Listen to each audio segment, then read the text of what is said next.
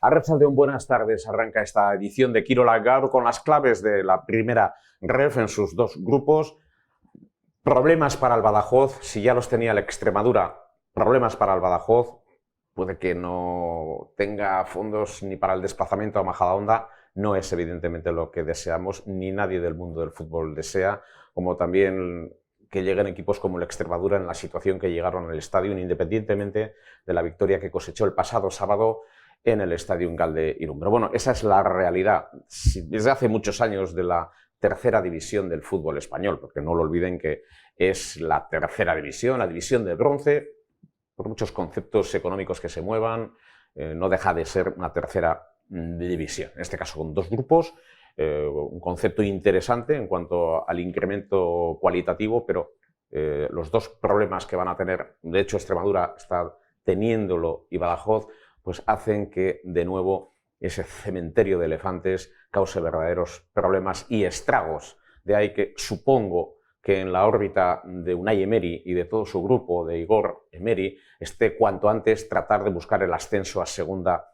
división, a la Liga de Fútbol Profesional, que es la única que genera ingresos de momento. En el resto, pues muchas veces es para tener más problemas que satisfacciones, y en esa línea hay que seguir trabajando y supongo que el proyecto de Igor Emery irá encaminado a solventar ese tipo de cuestiones. Bien, antes que nada, dos apuntes del Club Deportivo Bidasoa. De un lado es un equipo que ha llegado sin contagios y por lo tanto Jacobo Huétara va a disponer de todos los elementos, de todos los jugadores que no estén con sus selecciones, a Silva, Rodrigo y a Claudio Odriozola, para realizar su trabajo. Dos amistosos en concreto, parece que en Ariz-Navarra el día 21, el amistoso, el primero de ellos frente al conjunto de Sinfín y por otro lado frente a Torrelavega el día 28 en Zumaya, antes del comienzo frenético del mes de febrero. Y otro dato también, vamos a ver las imágenes de dos históricos del Bidasoa, dos hombres que estuvieron en la década de los 90, alguno todavía en la del 2000.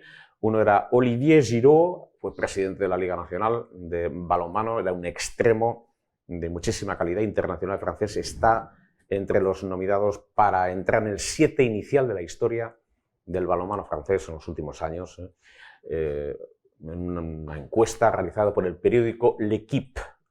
Este es un jugador, una órbita, y otro de segunda línea, digo de segunda línea, de gran nivel, de segunda línea, extremo izquierdo, y el otro que también está nominado es Patrick Cazal, un lateral derecho zurdo, un jugador de una clase extraordinaria, un magnífico jugador, ha sido uno de los grandes del balonmano francés, ¿no?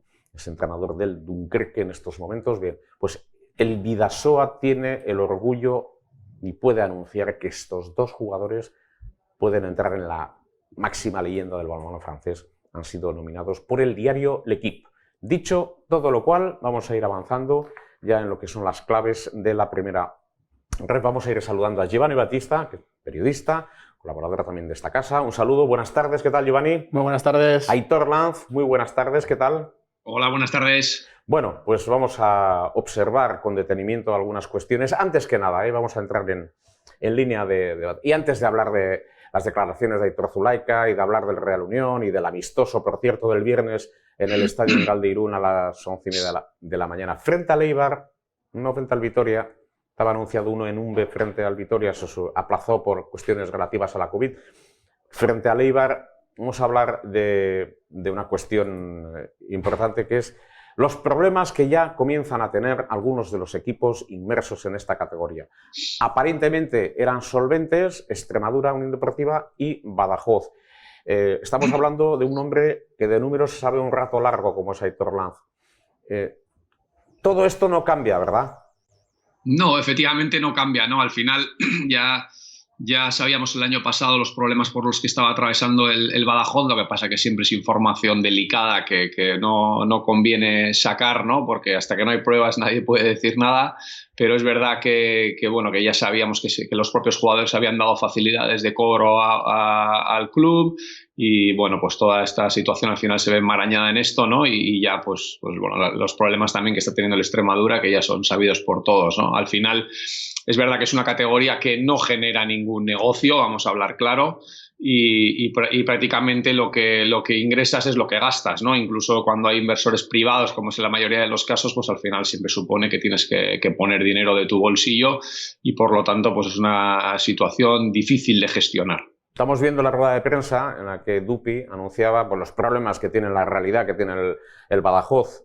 Y hemos visto también unas imágenes del Badajoz Amorebieta. Podía haber sido el punto de inflexión para el Badajoz, sin duda. Para el Amorebieta lo ha sido para hacer caja, para buscar un patrocinador, para tener un campo nuevo, para no tener que cambiar su estatus jurídico, porque no tiene que sustituir su planteamiento actual por transformación en sociedad anónima deportiva. Una enmienda del Partido Nacionalista Vasco ha impedido esa cuestión, o sea que ha sido una especie de asunto de Estado también, por otros intereses, supongo yo, y el Amorebieta pues, ha obtenido rédito inmediatamente de todo ello. Supongo que el Badajoz estaba pensando en ello y esa es la realidad. Los equipos buscan cuanto antes abandonar ese cementerio de elefantes, Giovanni Battista.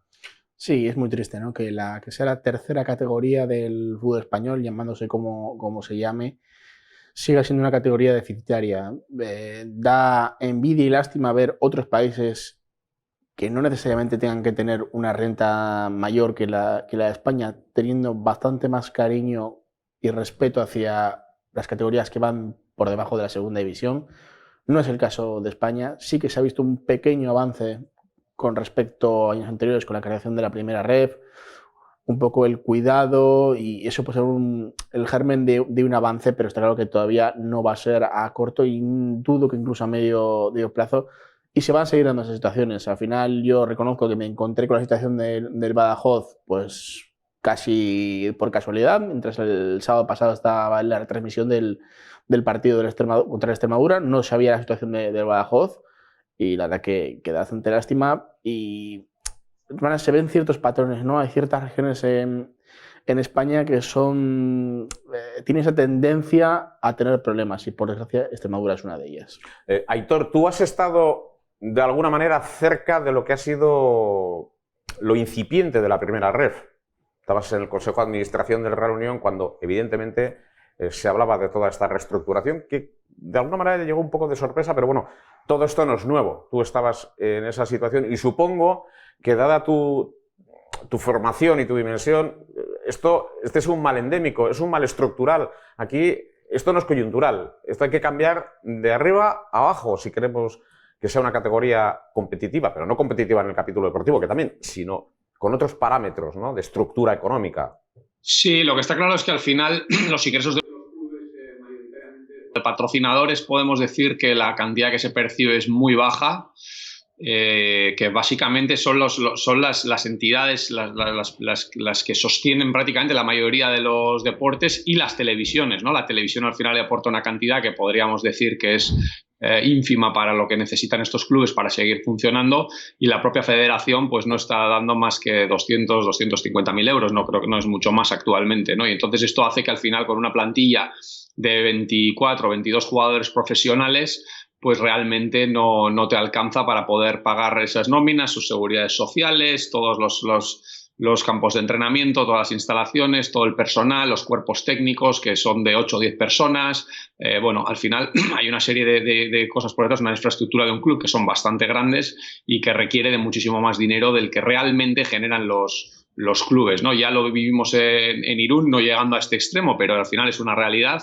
Se tuvo que ajustar muchísimo al final los salarios y los gastos que había por parte del club, y al final, bueno, vemos que otros no lo hicieron, apostaron a caballo ganador, vamos a decir, como en este caso el Badajoz, que estaba manejando unos presupuestos elevadísimos de 4, 5, 6 millones de euros solo en salarios, y realmente es imposible pensar que ningún club de estos está ni cerca tan siquiera de generar esas cantidades, ¿no? Y al final, si tú apuestas a que vas a ascender y al final no lo consigues, pues acabas teniendo los problemas que estás teniendo ahora mismo, ¿no?, como tienen estos dos clubes.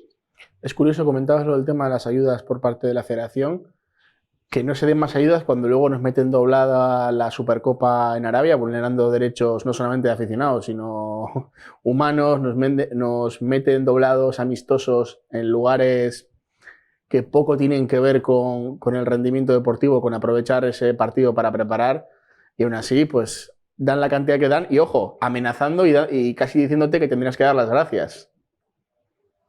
Sí, al final lo que está ocurriendo es eso, ¿no? Cada uno, bueno, lo está gestionando como le parece o en función de los propios intereses que tenga cada uno, y lo cierto es que lo que está quedando muy de lado, sin ninguna duda, es lo que es de la segunda B o de la primera ref para abajo, ¿no? Porque ayer creo que leía que los clubes de tercera, creo que están recibiendo 30.000 euros cada uno, ¿no? O sea, fijaros de lo que estamos hablando, que 30.000 euros al final no da ni para el material prácticamente, ni para la ropa que tengas que comprar para los jugadores. Y además te obligan a llevar el parchecito, que muchos clubes han tenido que comprar un par de juegos, equipaciones nuevas para ponerse el parchecito, la publicidad, las vallas. Yo con 30.000 euros no sé si les queda luego para un par de bocatas en alguna de las salidas y poco más. Sí, no, además que luego todo eso te obligan, el parche tienes que ponerlo cada año nuevo, siempre con la empresa que ellos te marcan que tienes que ponerlo. Bueno, al final hay una serie de cosas ahí, ¿no? De condicionantes que, bueno, en cierta manera entiendo que esté regulado, pero es verdad que hace falta mucho más ayuda económica para que realmente esto sea viable, ¿no? Salvando las distancias, el mismo Real Unión y entendiendo la situación también, ¿eh?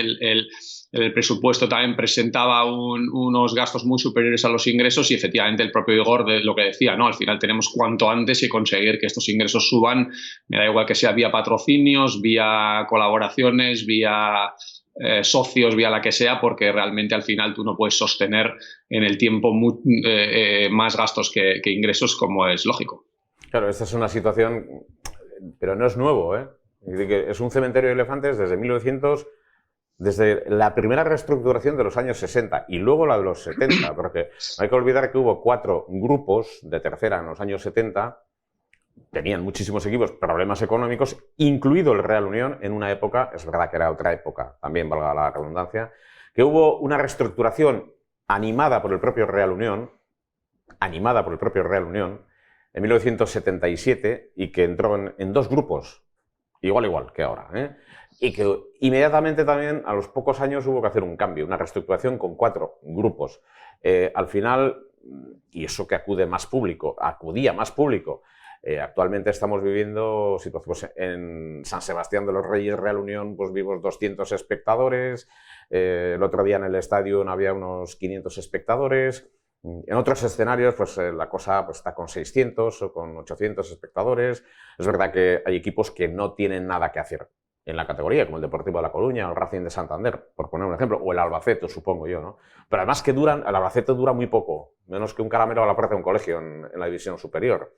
Entonces son situaciones... El problema es un fondo estructural, es estructural y lo que comentaba yo, Batista, falta una verdadera voluntad para que estos equipos puedan mantenerse en la categoría. El Real Unión tiene que reorientar su clave de futuro. Acaba de iniciar un proyecto, pero no es nada fácil, ¿eh? Va a encontrar muchas espinas en el camino también a ese nivel.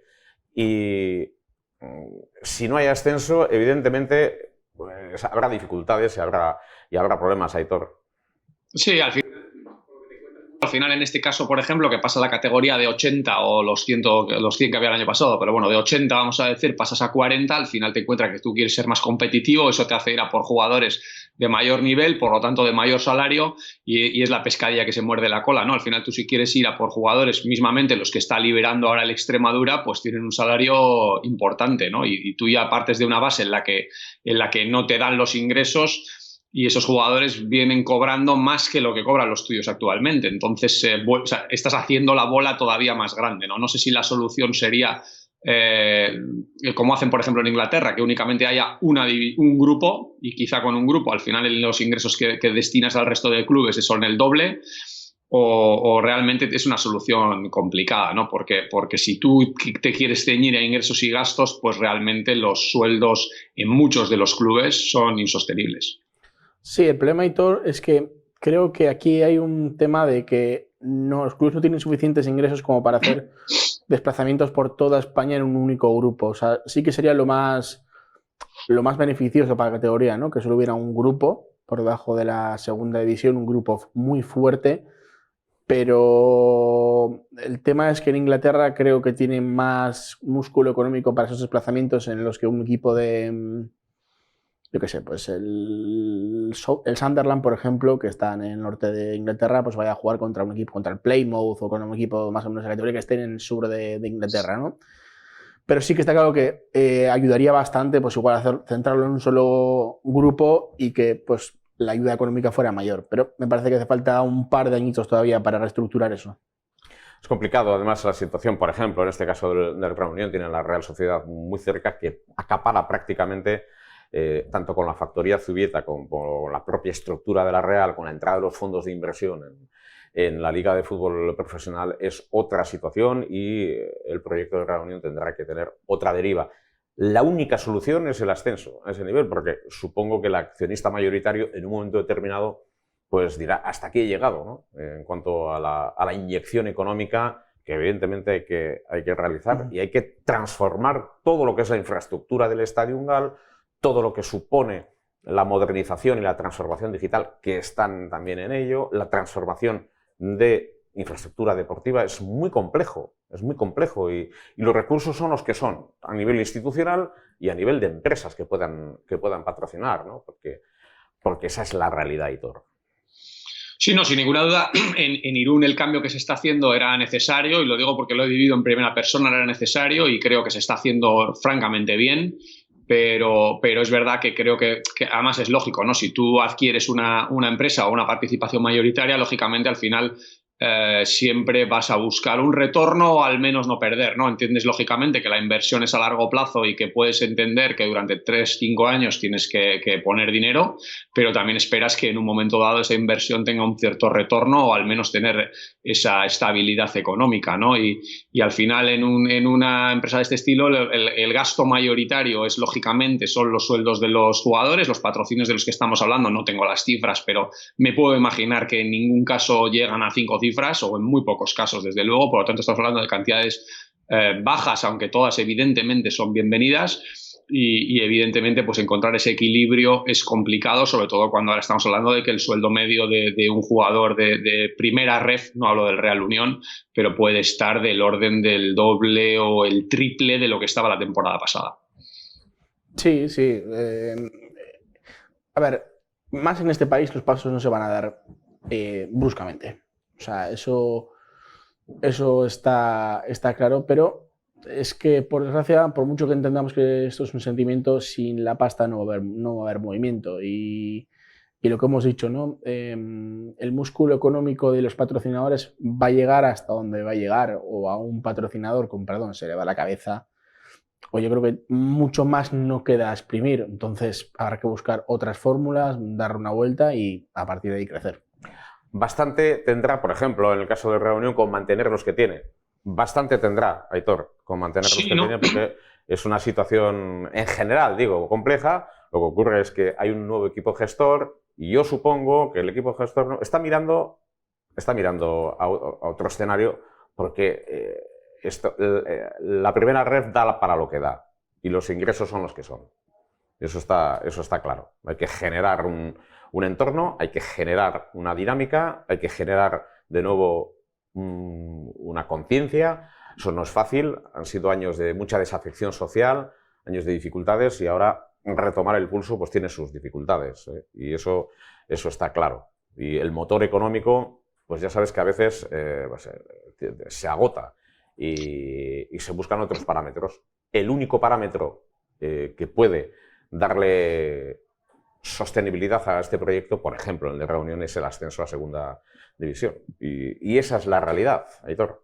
No, sin duda, ¿no? Y además sí que es verdad que en este caso, la familia Emery en este caso desde el principio no ha engañado a nadie, ¿no? Sabemos que ha entrado con un proyecto de largo plazo, está haciendo las cosas poco a poco, está invirtiendo en instalaciones, en el fútbol base, en el primer equipo, evidentemente, pero está trabajando, como bien decían desde el principio, en 4 campos y en 4 velocidades distintas, ¿no? Y eso hace pensar que, bueno, que efectivamente no es un grupo inversor que llega, dice, bueno, pues yo voy a poner un presupuesto de 5 o 6 millones y me la juego a una carta, ¿no? Al final es verdad que eso siempre te da un poquito más de solidez de cara a que también, si tú mismo eres capaz de ascender de categoría, pues no sea luego que estás sobredimensionado, ¿no? Y o falto de estructura, ¿no? Y entonces bajes al año siguiente, ¿no? Al final es mejor hacer los pasitos, los pasos poco a poco a la guipuzcoana, vamos a decir entre comillas, ¿no? Trabajar y poquito a poco ir a hacer que la empresa vaya creciendo, y llegado el momento, si asciendes a segunda división, que por lo menos la estructura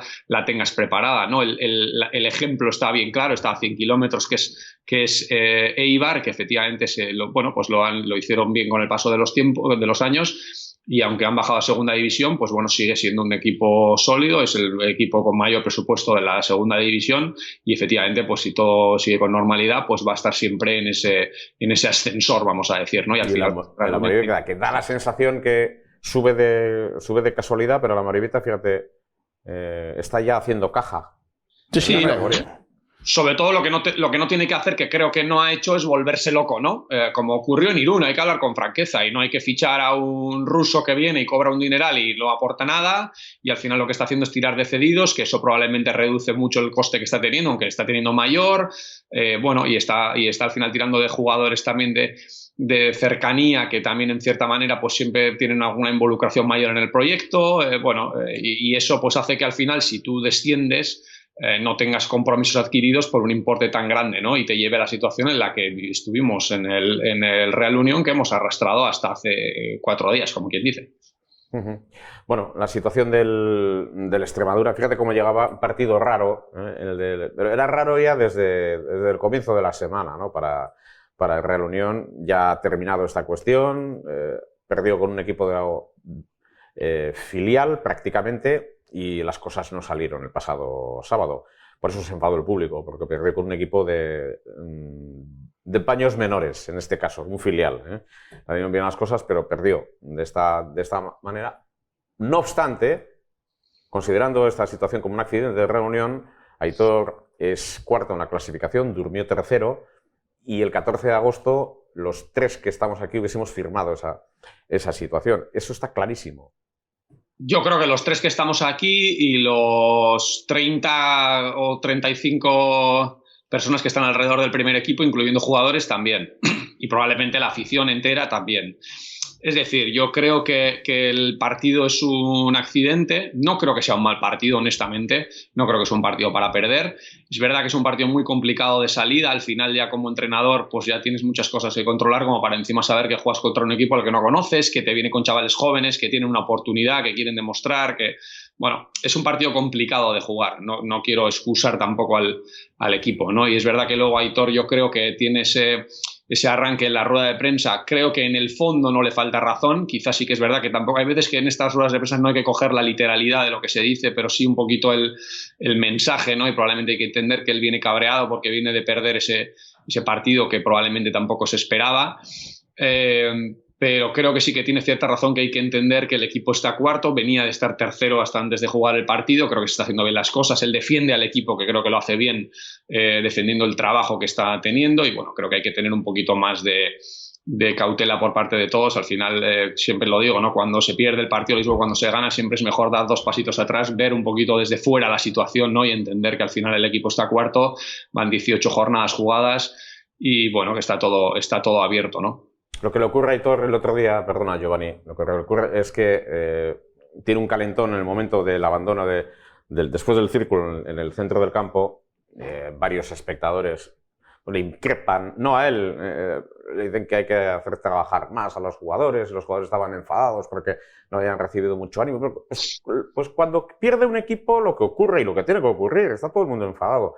Y salió francamente templado, por no decir otra cosa, a la rueda de prensa. Es posible que alguien tenía que haberle enfriado un poco, porque cuando uno se calienta hay que enfriar, porque se enfría enseguida. Y lo cierto es que tiene el fondo de razón, evidentemente, pero en el asunto histórico se equivoca. Se equivoca en el asunto histórico porque no es precisamente la última hazaña del Real Madrid frente a la eliminatoria lo más importante que ha conseguido en los 100 años el Real Unión. El mismo lunes nosotros lo decíamos en el estadio a las 9 de la mañana. Y bueno, él sigue enfrascado con las redes sociales y es cierto, pero hay que darle tiempo al tiempo. Tampoco nos vamos a eternizar con esta cuestión, ¿no? Pero bueno, las cosas en su sitio, porque la gestión de las emociones, Aitor, Giovanni, es complicada. Cuando llegas a tocar la fibra de la historia de un club, el más laureado de Guipúzcoa, pues siempre surgen voces discrepantes a ese nivel, porque la historia de este club es así. Y ahí no hay ni un género de dudas. De todas formas, una cosa, Juan Pedro. A todo el mundo nos gusta la espontaneidad, la normalidad de Aitor cuando sale a la rueda de prensa, cuando está en el campo, en todos los aspectos. ¿Qué pasa? No nos va a gustar, o sea, pero no se lo permitimos cuando está cabreado y cuando, digamos, nos afecta a nosotros. Es decir, Aitor es como es, independientemente de que tenga que dar la felicitación al público, decirle que gracias a ellos se ha ganado, que gracias por venir cuando no se podía ir al campo, y Aitor es igual de espontáneo, igual de directo, igual de duro, igual de lo que sea, cuando él entiende, equivocadamente o no, que Ya, hay cosas que no. Entonces, no se puede equivocar en los datos. Vale, pero No se puede equivocar en los datos. Y Juan Pedro, voy con lo primero. Se ha equivocado en los datos. Aitor Zulaika Sí, se ha equivocado Juan Pedro, en los datos. voy con lo primero. Tiene la historia que tiene y se ha equivocado en los datos y eso lo tiene que reconocer. Y vamos, Yo no va más allá. No estoy diciendo que esté equivocado o no, claro. simplemente que cuando nos gusta que sea como es, cuando nos dora la píldora, pues aunque se equivoque, va a seguir siendo de esa manera, aunque nos puede parecer duro las formas de decirlo. No va a seguir. Duro. No, a uno le puede decir, joder, ¿cómo puede? Bueno, pues Aitor va a ser así siempre. Luego, que se equivoque nosotros es otra cosa. Vamos, digamos, separemos un poco el fondo y la forma.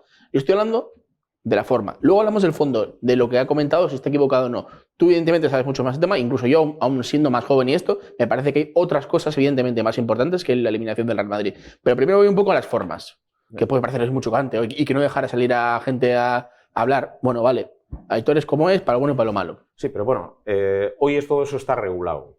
Y Aitor Zulaika, como dijimos el otro día, se equivocó en los datos, no en otra cosa. Eso perfecto. Puedo pensar, se equivocó y luego, en otro asunto, digo, ya me dijeron que el Real Unión era como el Valencia de segunda B. No.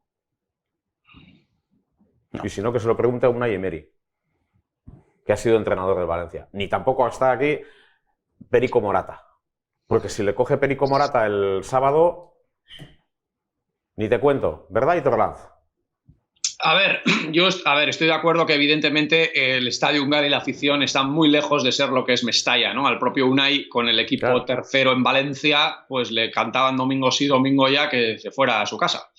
Evidentemente en Valencia se estarán acordando de Unai y que a ver dónde está. Entonces, lógicamente el Estadio Ungara no es, yo los años que he vivido, y he vivido años complicados, jamás, casi te diría, salvo días contados, he tenido días difíciles en el palco. Es decir, es verdad que es una afición que normalmente no te canta que te vayas a tu casa. Pero también es cierto que si el vestuario, si desde el campo el cuerpo técnico nota esa falta de apoyo, es porque se nota realmente. Entonces, quiero decir, no hay que pensar que Aitor está hablando por hablar, sino porque realmente es una sensación que se tiene dentro del vestuario y por lo tanto algo de razón tendrá en lo que dice. Yo creo, como he dicho antes, no hay que coger la literalidad de lo que dice, pero sí el mensaje, ¿no? Al final yo creo que la grada, que es lícito, ojo, se siente, yo también me sentí decepcionado por perder ese partido, pero tampoco creo que sea un equipo al que haya que silbar, al que haya... No me gustan esas aseveraciones de que hay que hacer trabajar más porque han jugado andando, porque... Pues son cosas que me cuesta creer, ¿no? Sobre todo sabiendo que un equipo de Aitor Zulaika como es, sabiendo que es un equipo que pelea, que corre, que lucha, te pueden salir o no las cosas, pero creo que el esfuerzo es algo que es innegociable en los equipos de Aitor, ¿no? Y por lo tanto me parece que se puede hacer un análisis mucho más allá, que creo que también tiene algo parte de distracción la maniobra de Aitor al margen del calentón que lleva, de decir si el equipo ha jugado mejor, peor, si ha tenido profundidad, si no la ha tenido, si ha tenido velocidad, si no la ha tenido, si quizá era mejor haber jugado con un delantero centro o no. Ir un poquito más al análisis de lo que ocurrió en el partido, que no al hecho en sí de si me han aplaudido, me han silbado o el equipo corre o no, que no lo pongo en duda en ningún momento. Mira, Aitor, yo cada vez estoy más, y eso que soy argentino, nulo de calidad, o sea que lo poco que podía hacer como futbolista era intentar correr y pelearlo todo, ¿no? Cada vez estoy más en contra, a día de hoy en el fútbol, del argumento de comprar los cojones. O sea, eso es otra época. Apelar a la testosterona como principal argumento para ganar me parece ya caduco. El otro día en Twitter un entrenador que además estaba en una escuela, creo que por Arabia y demás, precisamente, ¿qué cojones el equipo, la Extremadura? Bla? Y dije, no, perdona, el Extremadura no gana por cojones. Gana porque plantea mejor porque plantea muy bien el partido, porque precisamente cuando va ganando es inteligente en no acularse, en no meter gente atrás y aguantar el chaparrón. O sea, gana por una serie de cosas que están bastante lejos que simplemente por testosterona. Entonces, estoy contigo en el que hazles trabajar más. Joder, pero ¿qué van a ver? Todos los entrenamientos para saber cómo trabajan el Real Unión. Que va a tener 90 minutos de entrenamiento tirando penaltis, porque creo que todos los que estamos en la mesa, hasta Xavi, sabe que si Rivero marca el penalti se acaba el partido, porque mentalmente el Extremadura no hubiera podido soportar, aguantar 45 minutos teniendo que llevar la iniciativa para rascar algo. O sea, ¿qué va a tener? ¿Qué es lo que hay que trabajar? ¿90 minutos de entrenamiento tirando penaltis? Por cierto, el Estadio Gali, lo voy a recordar ahora, no lo he hecho durante estos 2 días, voy a recordar parte de la historia de este Estadio Gali, porque es necesario. Y que los futbolistas que no hayan encontrado cariño, yo estoy de acuerdo, pero no han encontrado cariño porque han perdido contra un rival de nivel inferior, o sea, un rival de paños menores. Si pierde contra el primer equipo de Extremadura no ocurre absolutamente nada, como no ocurre el día del Racing ni el día del Badajoz. Absolutamente nada, porque el público del estadio es suficientemente maduro para eso. Que los jugadores estén enfadados porque no han recibido ese cariño, de acuerdo también. Es una lectura también que se hace. Pero Aitor va a ir a la historia porque no lo sabe mucha gente esto. En los años 40 y 50 había un alcalde en Irún, José Ramón Aguirreche, que era el principal valedor de toda la marabunta de personas que en aquel tiempo se dedicaban a poner las cosas difíciles tanto a futbolistas como a árbitros. La general, o sea, la actual tribuna del Estadio Gal, ha sido durísima con los de casa. Y lo repito, y la tribuna de Gal, la histórica tribuna de Gal, también era muy dura con sus futbolistas. Y ellos, muchos de ellos han sido luego amigos, y se puede preguntar a amigos de esta casa, a Javier Vallejo o a Miguel Cholmandoz, digo porque ha sido 10 años capitán del Real Unión, y otros tantos futbolistas, o a actuales consejeros del Real Unión que han sido futbolistas. Gal tampoco ha sido especialmente exigente. Algo queda en ese caldo de cultivo. Quiero decir que cada época ha tenido sus situaciones y el Estadio Gal pues, lo ha sido también en determinadas épocas. Ocurrió lo que ocurrió y tampoco hay que darle más, ya hay que dejarlo de lado. Hay que preparar el partido de León con un amistoso el próximo viernes y creo que ahí se queda. Pero hay que conocer la verdadera idiosincrasia de lo que es el Estadio Gal, de su público, de lo que supone la historia de Real Unión, de lo que se lleva en la sangre para valorar ciertas cosas. Y no me vale que digan que es el Valencia de la segunda B, en Guipúzcoa. Eso se puede decir en algún sitio de Zubieta. Alguien, y muy contado. O alguien que haya podido salir del estadio de esa manera.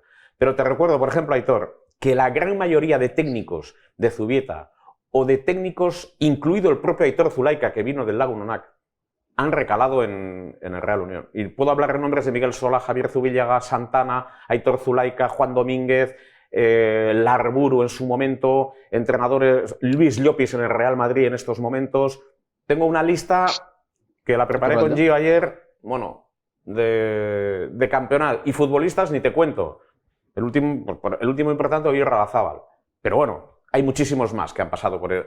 Con lo cual, la entidad pues, tiene sus matices, pero es una gran entidad. Bueno, ahí me lleva un poco el corazón, pero esa es la realidad de este equipo.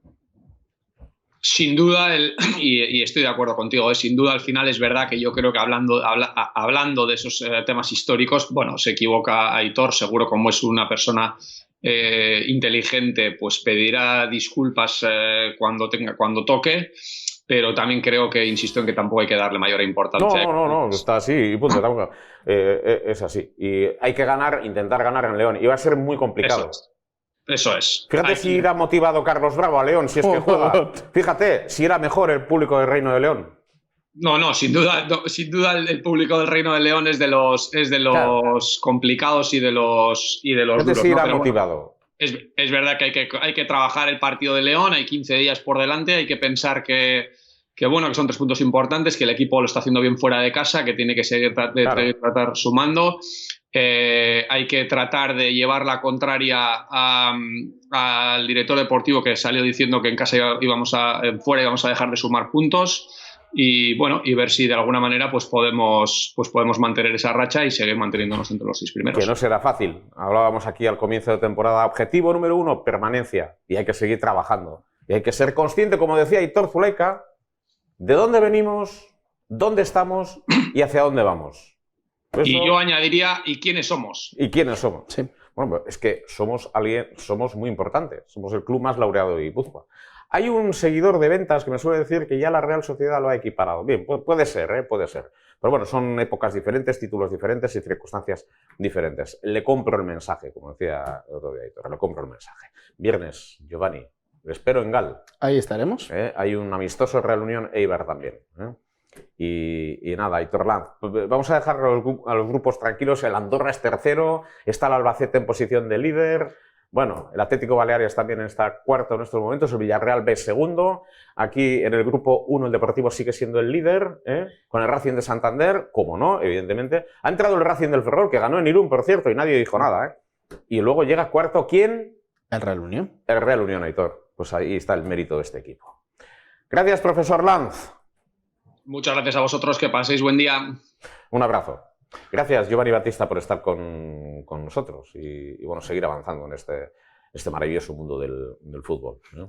Un abrazo. Pues nada, gracias por estar con nosotros. Arratsaldeon. Recuerden que el Bidasoa no tiene ningún contagio, y eso hoy por hoy es noticia, y que Olivier Giroud, se acordarán de un exjugador del Bidasoa, y también Patrick Cazal, otro grandísimo del Bidasoa, han sido nominados por el prestigioso rotativo L'Équipe para entrar en el mejor 7 de la historia del balonmano francés. Por nuestra parte, nada más. Todo esto ha sido posible, como siempre, gracias a Xavi Bermúdez. Un saludo cordial, buenas tardes y, en este caso, aunque sean claves de la primera ref, a Pomeano.